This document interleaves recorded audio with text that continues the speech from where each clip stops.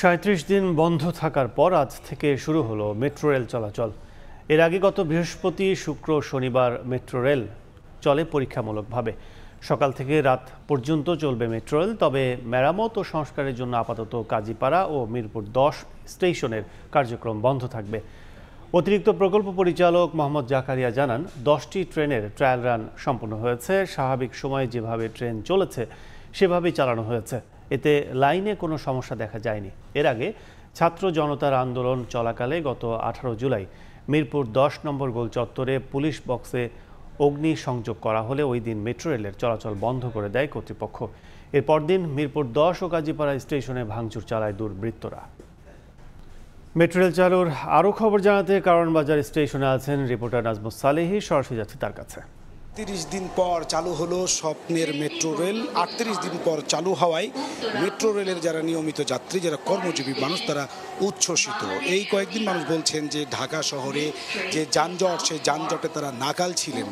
এখন নতুন করে আবার চালু হওয়ার পর সেই যানজট থেকে একদিকে যেমন মুক্তি মিলবে, অন্যদিকে কর্মময় জীবনে আসবে গতি। সেজন্য যাত্রীরা বলছেন যে তারা অনেক খুশি এবং তারা উচ্ছ্বসিত। আসলে আপনি জানেন যে ছাত্র জনতার আন্দোলনে গত ১৮ জুলাই মিরপুর ১০ এবং কাজীপাড়া মেট্রো রেল স্টেশন ক্ষতিগ্রস্ত হওয়ার পর সেটি আসলে কতদিন পর আবার নতুন করে চালু করা সম্ভব হবে, এই সমস্ত বিষয় নিয়ে ছিল নানা ধরনের সংশয় সংকট। সেই সংশয় কাটিয়ে নতুন করে আবার মেট্রো যাত্রা শুরু করায় যাত্রীরা উচ্ছ্বসিত।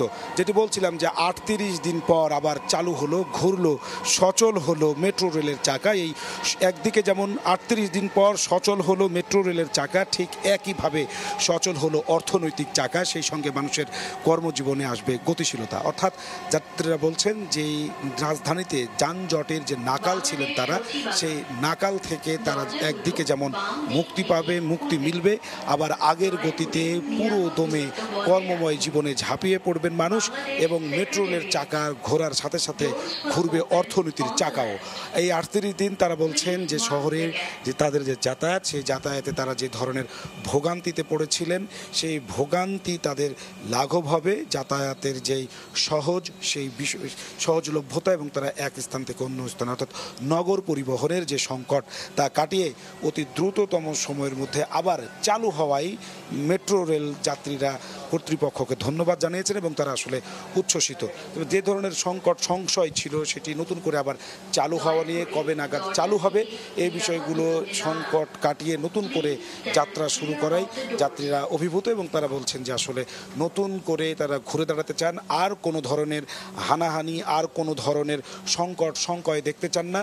নতুন বাংলাদেশ বিনির্মাণে সব রাষ্ট্রীয় সম্পদ যেমন সুরক্ষিত থাকবে এবং সবাই মিলে সম্প্রীতির বাংলাদেশ গড়তে তারা বদ্ধপরিকর। অর্থাৎ এই ৩৮ দিনে রাজধানী ঢাকার যে যানজটে যে নাকাল ছিলেন রাজধানীবাসী, তারা বলছেন সেখান থেকে তাদের মুক্তি মিলবে এবং তারা অতি সহজে এক স্থান থেকে অন্য স্থানে যেতে পারবেন। এই ৩৮ দিন তারা বলছেন নানা ধরনের যেমন সংশয় ছিল নতুন করে চালু হওয়া নিয়ে, সেটি আসলে দ্রুততম সময়ের মধ্যে আবার চালু হওয়ায় মেট্রো রেলের চাকা একদিকে যেমন সচল হলো, তেমনি একইভাবে এই ঢাকার যে কর্মময় জীবনের যে গতিশীলতা, তার চাকাও আসলে সচল হচ্ছে। বলা চলে যে সকাল থেকে আমরা দেখেছি যে বিভিন্ন স্টেশন থেকে উপচে পড়া যাত্রী এবং যাত্রীরা এক স্টেশন থেকে অন্য কর্মময় জীবনে তারা ঝাঁপিয়ে পড়ছেন। যাত্রী সেবা দেওয়ার খবর জানাতে আবার এতক্ষণ ছিলাম আমরা সরাসরি মেট্রো রেলে।